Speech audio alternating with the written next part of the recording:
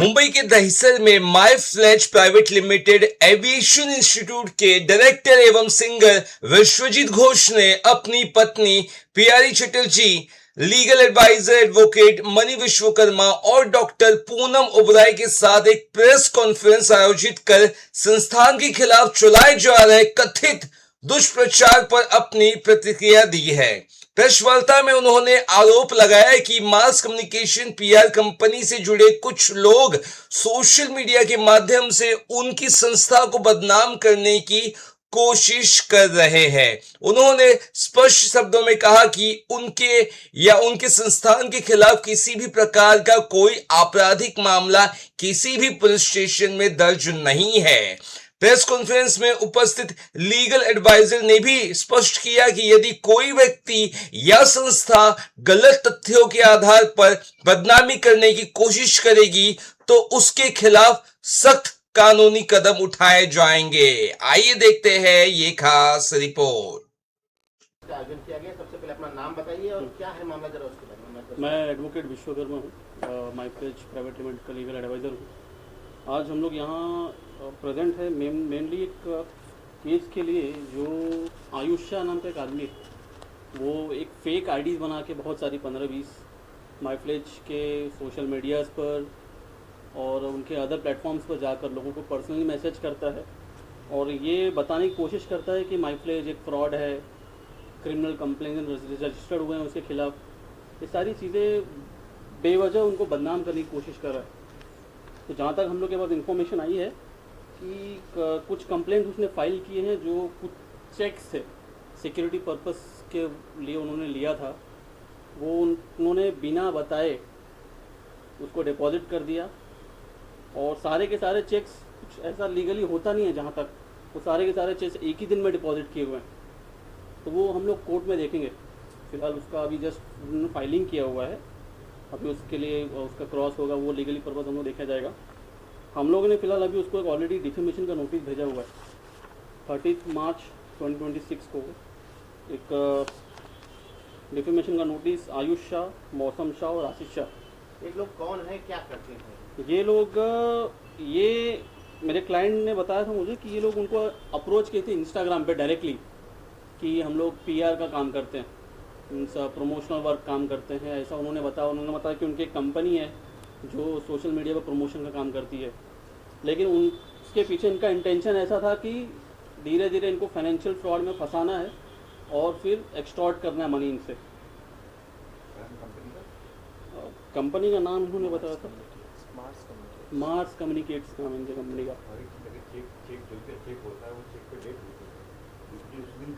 नहीं, इनका तरीका क्या था मैं आपको एकदम डिटेल में बताता हूँ।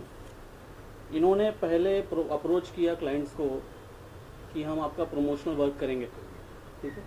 फिर धीरे धीरे जैसे कोरोना स्टार्ट हुआ तो उन्होंने बोला कि हमारे पिताजी, उनके आशीष शाह, इनके डैड आयुष शाह, मौसम शाह के पिताजी हैं आशीष शाह, इनका दोनों का ऐसा कहना था कि ये मनी लैंडिंग का काम करते हैं, जबकि इनके पास कोई लीगली लाइसेंस नहीं है मनी लैंडिंग करने के लिए। इन्होंने ऐसा कहा कि ये लैंडिंग का काम करते हैं और वहाँ से थोड़ा थोड़ा अमाउंट बोले कि आप हम लोग लैंडिंग करेंगे, आप थोड़ा थोड़ा रीपे करते जाइएगा। तो जो जैसे इन्होंने 1 लाख दिया है तो उसके बदले ये भरोसे पे एक ब्लैंक चेक लेते थे 4 लाख का, जिसपे नाम नहीं लिखा हुआ है, अमाउंट नहीं लिखा हुआ है, सिर्फ सिग्नेचर है और उसके ऊपर लिखा हुआ था कि नॉट अबव 4 लाख। डेट भी नहीं है। इस तरीके के चेक वो लेके आते थे। एक म्यूचुअल ट्रस्ट पे था, तो जैसे भरोसे से चल रहा था तो उन्होंने दे दिया। और पीआर का भी जो काम करते थे उसका भी चेक लेते थे, उसका भी चेक ही चाहिए उनको। और वो लेके जाने के बाद इन्होंने उसको कभी रिटर्न नहीं किया और उन्होंने उसके सारे पेमेंट्स किए, एक्नॉलेजमेंट उनको दिया। देने के बावजूद एक टाइम पर उनके डिमांड ऐसे बढ़ गई कि उन्होंने हर दिन का उन्होंने बोला कि मुझे 3 लाख रुपये चाहिए। और वो बात पे फिर मेरे क्लाइंट को मैंने एडवाइस किया कि आप उसे मत दीजिए, उन्होंने वहाँ पे स्टॉप कर दिया उनका काम। और हमने पुलिस कंप्लेंट भी फाइल और हम लोगों ने 8 तारीख को एनसी फाइल की है, एक एनसी कर दिया कि ये इस तरीके से एक्सटॉर्ट करने की कोशिश कर रहे हैं। उसके बाद इन्होंने फिर वो सारे चेक एक साथ डिपॉजिट कर दिए। चेक स्टॉप किया हुआ था, कोई भी चेक बाउंस नहीं हुआ है, सारे चेक स्टॉप किए गए हैं। ऑलरेडी बैंक को लेटर लिख करके सारे चेक स्टॉप कराए गए थे। हमारे यहाँ कुछ नहीं, पेमेंट कुछ नहीं गया। हम अपना पेमेंट तो बचाएंगे ही ना, फ्रॉडस्टर्स के तरफ। हाँ, बाद में रोना धोना करने से अच्छा पहले सतर्क रहेंगे ही। अच्छा, लेकिन इसमें सबसे बड़ी चीज़ ये है, आप जो ये कर रहे हैं, उन्होंने हमारे कई गर्ल स्टूडेंट्स को मैसेज किया पर्सनली ये मेन बात है। मेरी टीम ने मुझे ये मैसेज है उनका, आप दिखा सकते हैं कि my team has inform me that you have been working with my plays, या आप उससे एसोसिएटेड हैं। फिर वो कहते हैं कि कैसे आपसे पर्सनली कांटेक्ट हो सकता है, ये आप मुझे बताइए। तो ये बहुत डेंजरस इशू है। या हमारे 12 ब्रांचेज हैं, 12 ब्रांचेज में आप कहीं भी किसी को मैसेज करेंगे, कल को आप किसी को बुला के उसके आगे आप क्या कर सकते हैं, वो बहुत बड़ी रिस्क हो जाएगी चीज़। तो इसके लिए ये कॉन्फ्रेंस करना बहुत ज़रूरी था कि आशीष शाह तक मैसेज पहुंचे और लोगों को भी मैसेज पहुंचे। आपके और उनके बीच है, तो फिर स्टूडेंट को इसमें भी क्यों घसीट रहा है? बस वही। हम यही बात प्रूव करने आ जाए कि हैं यहाँ उनको पे। अगर कोई ग्रीवेंस है तो कोर्ट में जाइए, कोई भी कोर्ट में हम लोग डिस्प्यूट देखेंगे। है या कोई भी रिवेंज है, हमें जुडिशियल सिस्टम पे पूरा भरोसा है। पुलिस में हमने इसमें कंप्लेंट सबसे पहले हमने डाली, कोर्ट में कंप्लेंट्स हमने डाली। हम इसको लड़ लेंगे, हम कोई कल के आए हुए नहीं है। हम टॉप कॉलेजेस से पढ़े हुए हैं, बड़े ऑर्गेनाइजेशंस चला रहे हैं, बहुत भरोसे का काम कर रहे हैं। इंडिया और अब्रॉड में, बाहर देशों में मैं और विश्वजीत काम करके आए हैं, तो हमें इससे कोई डर नहीं लगता। हम इस बात को अच्छे से प्रूव कर सकते हैं और इसको लड़के हम जीत लेंगे। बट आज हम जो प्रेस मीडिया पे आए हैं, सिर्फ एक बात प्रूव करने आए हैं, बताने आए हैं पेरेंट्स को, स्टूडेंट्स को। हमारे स्टूडेंट्स का जो एज ग्रुप है 18, 19, 20, 21, 22 ईयर्स का एज ग्रुप है। They are all aspirants of airport jobs, airlines jobs.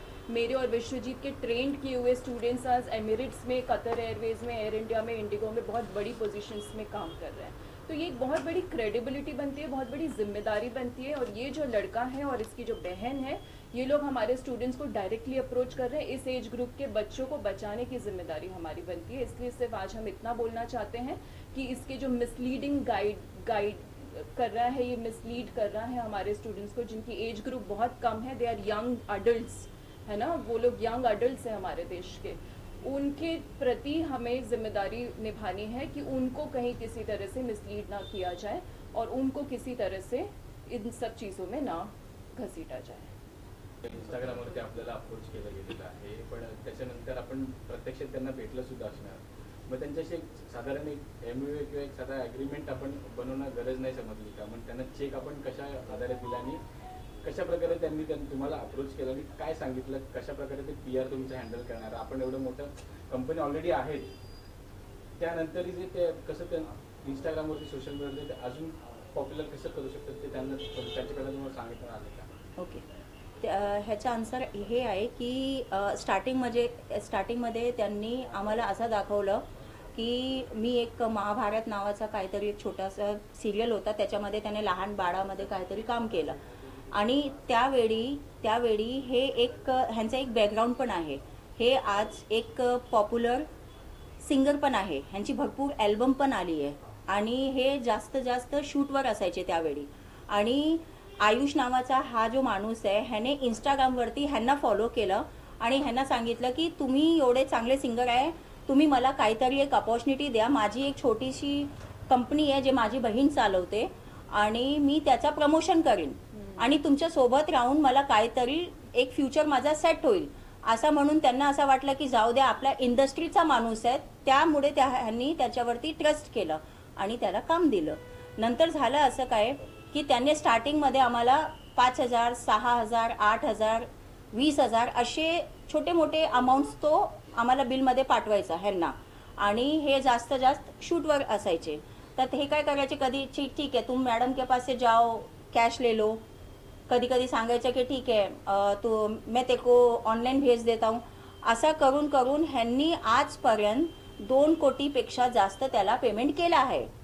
म्हणजे जेवढी त्याने ॲडव्हर्टाइजमेंट नाही केली तेवढं पेमेंट आम्ही दाखवू शकतो, स्टेटमेंट आम्ही आणलं आहे. पण हे जे MOU आणि पेपरवर्कचं तुम्ही जे सांगतायत ते आम्ही चुकी मानतो की ती आमची चुकी आहे. पण त्यामध्ये दोघांचा टाईममध्ये काहीतरी इश्यू होता, कारण हे जास्त शूटवर असायचे आणि मॅडमची जी कंपनी आहे ते एकाच ठिकाणी नाही आहे. भोपाळमध्ये आहे, बँगलोरमध्ये आहे आणि म्हणजे देहरादूनमध्ये आहे, चंडीगडमध्ये आहे. तर मॅडम जास्त ट्रॅव्हलिंगवर असायची.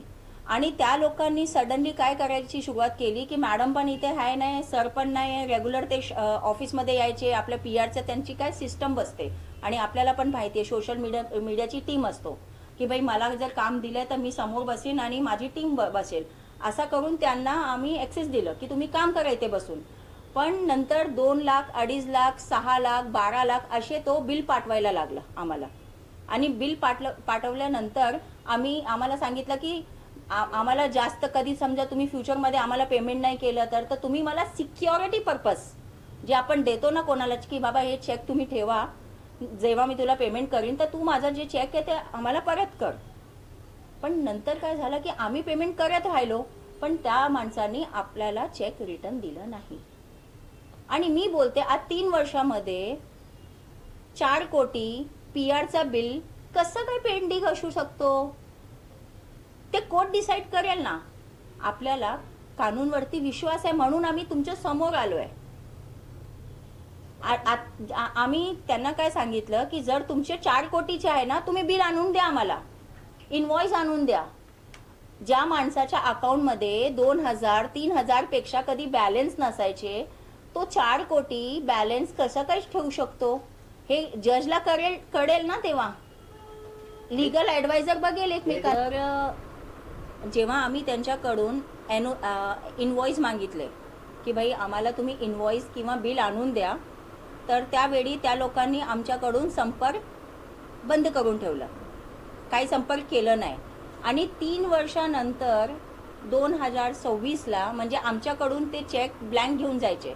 ब्लँक म्हणजे कसं की होऊ शकते की 10,000चा पण मॅडम बिल येऊ शकतो. आता ज्या माणसाकडून आपण 2 वर्षापासून कंटिन्यू काम करतोय तर एक विश्वासवरती की हां बाबा ह्या आपल्या घरचा माणूस आहे, जा बाबा तू घेऊन जा. तर आम्ही विचार करायचे 20 पण येऊ शकतो बिल, 30 पण येऊ शकतो, पण टाकायचा अगोदर तुम्ही आम्हाला सांगा. ह्याने काय केलं, हा पैसे घेऊन जायचा कॅश येऊन किंवा ऑनलाईन आम्ही द्यायचे, पण चेक त्याने कधी आम्हाला परत दिलं नाही. ठीक आहे, त्याने 2026ला सगळे चेक 30-40 चेक होते त्याने एकत्र एकच महिन्यामध्ये टाकून दिलं आणि 138चा त्याने नोटीस आम्हाला पाठवली. त्याच्यानंतर ते मनी विश्वकर्मा जे आहे आपले ॲडव्होकेट आहे ते हायकोर्ट आणि सिव्हिल आमचं जे आहे ते बघतायत, ते कंपनीचे लीगल ॲडवायझर आहे. हे सगळी जी आमची जी फायटिंग आहे ते कोर्टामध्ये होणार. आपण बाहेर एकमेकांशी लढू नाही शकत. पण हा जो माणूस आहे ह्याचा ह्याला मानसिक काहीतरी त्रास आहे मला वाटतं.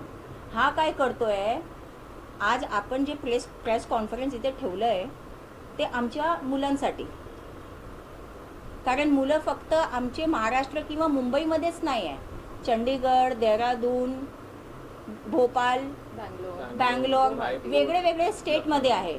कधी ह्या माणसांनी त्यांना फसवून किंवा पैशाची आजकाल तुम्हाला माहिती आहे आपल्या जसं मी सांगितलं की मॅडमचा NGO चालतो, त्या NGOच्या माध्यमातून मॅडमने 2,500 पेक्षा जास्त 10वी, 11वी, 12वीचे स्टुडंट्सना ट्रेनिंग देऊन त्यांना एक चांगल्या जागेवरती जॉब दिला आहे, त्यांचा घर चालतो.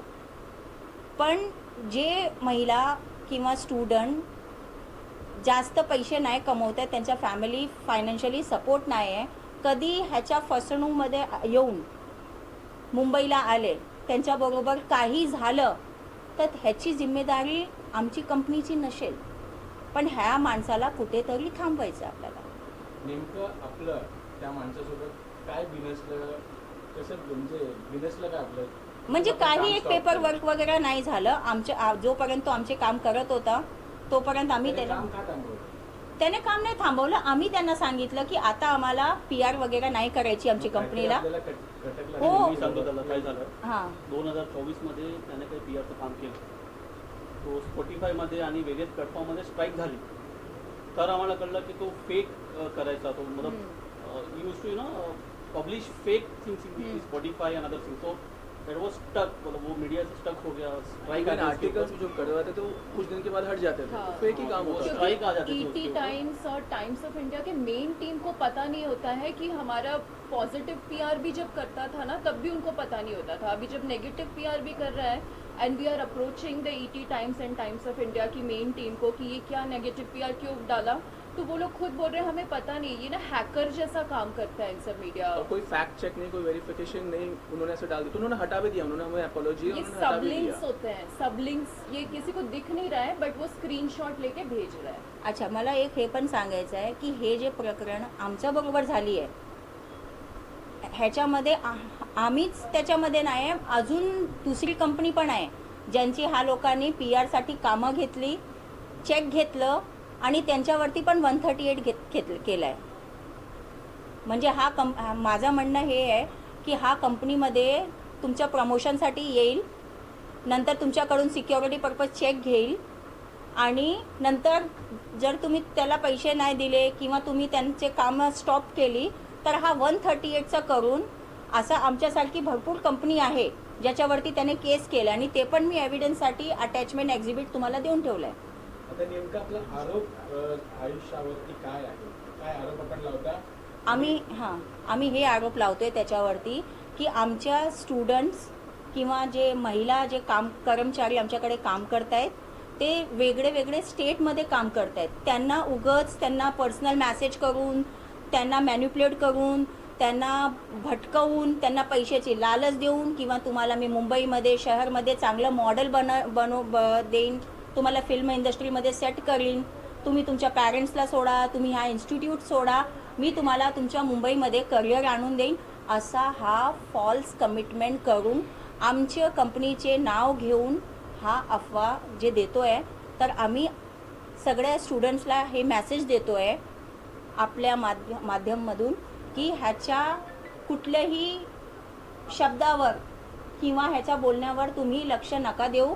जर असा आयुष नावाचा माणूस किंवा कोण पण अननोन पर्सन ज्यांना तुम्ही ओळखत नाही आहे, तुम्ही त्याच्या मेसेजमधून गरज नाही आहे की तुम्ही पटकन त्यांना रिप्लाय करा किंवा आमच्या कंपनीच्या माध्यमामध्ये तुम्ही इंटरफेरन्स करा.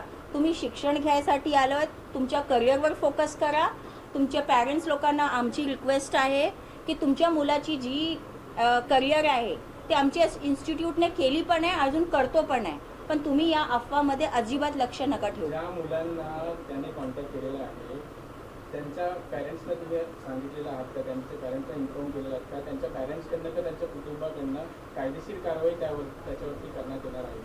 हां, त्याच्यासाठी मी हे सांगते की भरपूर आमचे जेवढे स्टेटमध्ये इन्स्टिट्यूट आहे तिथून आमचे पॅरेंट्स आणि स्टुडंटने आम्हाला लिखितमध्ये रायटिंगमध्ये कंप्लेंट दिली आहे की त्याची पण कॉपी आम्ही देऊन ठेवलं आहे. पण ते गर्ल्स आहे तर आम्ही त्यांना समोर आणून त्यांच्या भविष्य आम्हाला हे नाही करायचं आहे, पण रायटिंगमध्ये आणि सगळं आम्ही दिलं आहे. मूल मागणी काय आहे? मूल मागणी हे आहे की हे प्रकरण थांबलं पाहिजे. कंपनीचं नावावर काही एक फ्रॉड किंवा क्रिमिनल, आमचे कंपनीचे जे डायरेक्टर्स आहे त्यांचं टायटल एकदम क्लिअर आहे. आमची कंपनीवर किंवा डायरेक्टरवर किंवा कंपनीच्या कुठल्याही एम्प्लॉयवरती कसलंही क्रिमिनल किंवा फ्रॉड किंवा एक सिंगल NC नाही आहे. तर असा फ्रॉडमध्ये अजिबात आम्हाला टाकून छोटे छोटे जे न्यूज चॅनल आहे त्याच्या माध्यमाने आम्हाला म्हणजे आमची कंपनीला डॅमेज करायचा जे प्रयत्न करतायत ते आम्हाला थांबवायचं आहे आणि पोलीस आम्हाला सपोर्ट करेल, आम्हाला पूर्ण विश्वास आहे त्याच्यावर.